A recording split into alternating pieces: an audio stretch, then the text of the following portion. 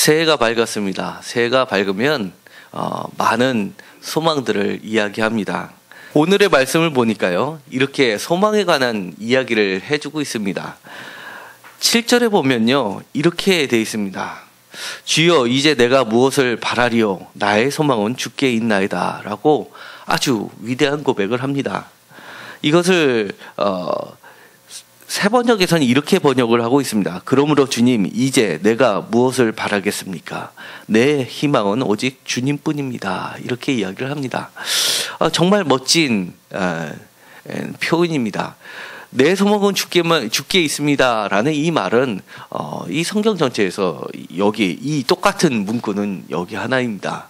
물론 소망에 관련된 그리고 주께 두겠다는 비슷한 표현들은 다른 곳에도 여러 나오는데요, 이렇게 한 문장으로서 정말 더 이상 군더더기 없이 딱 마음에 흡족하게 하는 문구는 이 문구만큼 좋은 게 어디 있을까라는 생각마저도 듭니다. 나의 소망은 주께 있나이다. 내 희망은 오직 주님뿐입니다. 정말 올 한 해의 소망이 이런 시인의 표현처럼 그렇게 되기를 간절히 소망합니다. 그런데 이러한 표현을 그리고 이러한 고백을 했었던 시편의 저자는 상황이 사실은 이런 고백을 할 상황이 아닙니다. 우리가 흔히 생각하기에는 나의 소망은 주께 있습니다 또는 내 희망은 오직 주님뿐입니다 라고 고백할 때의 상황을 상상을 한다면 뭔가 문제가 잘 풀리고 정말 하나님 앞에 감사할 게 넘치고 아니면 문제가 있었더라도 정말 그 문제가 해결이 됐고 하나님 앞에 감사할 수밖에 없는 그런 상황일 것만 같은데, 사실은 시인의 상황은 우리의 생각을 정반대로 바꾸어 놓습니다. 바로 1절입니다. 내가 말하기를 나의 행위를 조심하여 내 혀로 범죄하지 아니하리니 악인이 내 앞에 있을 때 내가 내 입에 재갈을 먹이리라 하였도다.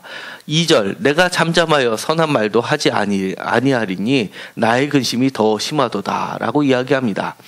이 1절과 2절을 봤을 때는 무엇인가 이 악인이 앞에 있는 상황이고, 그리고 무엇인가 내 입에 재갈을 물리면서 선한 말도 하지 않을 정도로 무엇인가 긴장이 도는 상황을 연상케 합니다.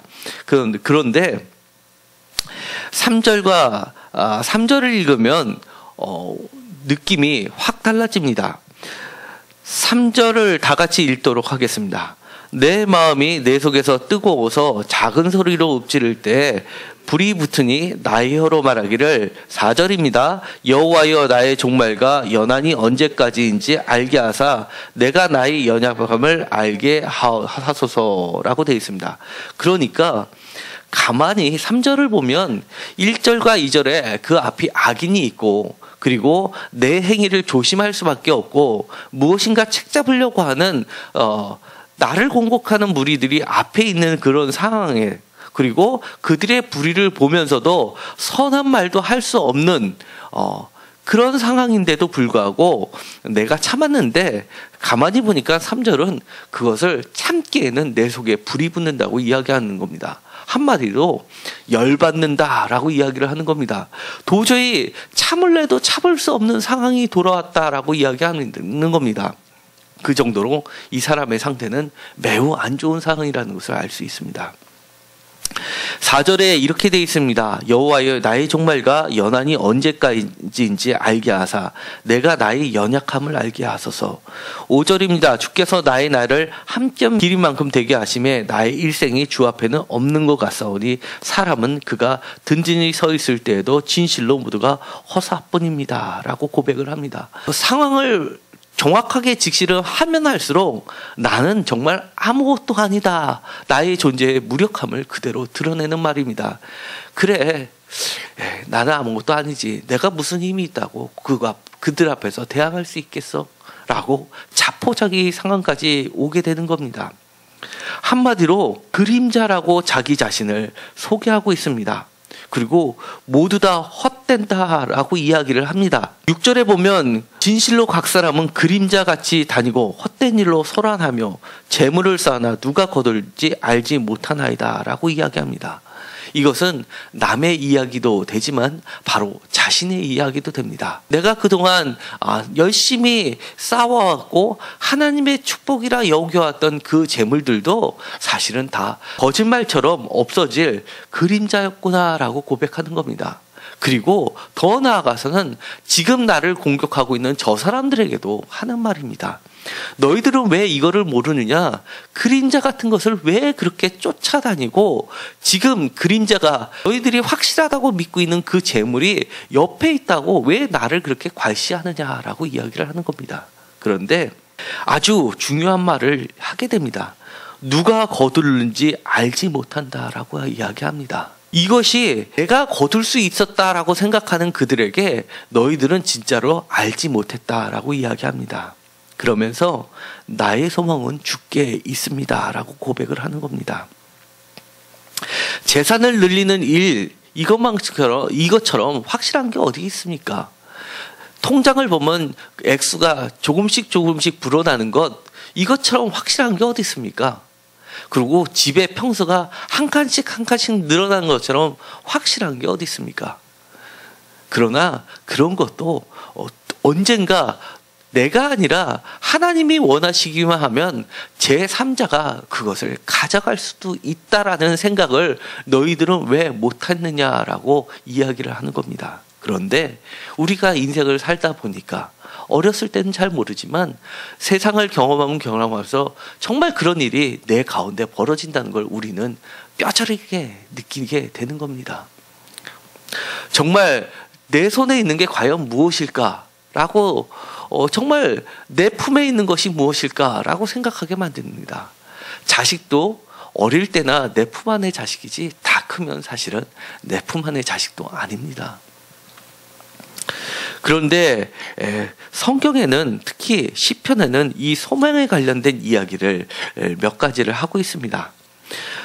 이 새해 첫날에 사실 오늘 읽었었던 4절과 5절의 말씀은 적합하지 않은 말씀으로 대표적으로 거론되는 말씀입니다. 새해에는 뭔가 희망을 주고 특히 아동부와 중고등부 학생들이 있을 때는 희망적인 이야기를 해야지 무슨 나의 종말을 이야기하고 나의 연한이 어떠한 그런 이야기를 그것도 새해 첫날에 한다는 것은 사실은 적합하지도 않은 말이고 언제나 새해에 추천되는 성구에는 이 구절은 아예 빠져 있습니다. 그러나 저는 오히려 나이가 많으신 분들에게 이 이야기를 하고 싶은 게 아니라 나이가 젊고 어린 사람일수록 이 이야기를 꼭 새해 첫날에 해주고 싶은 겁니다.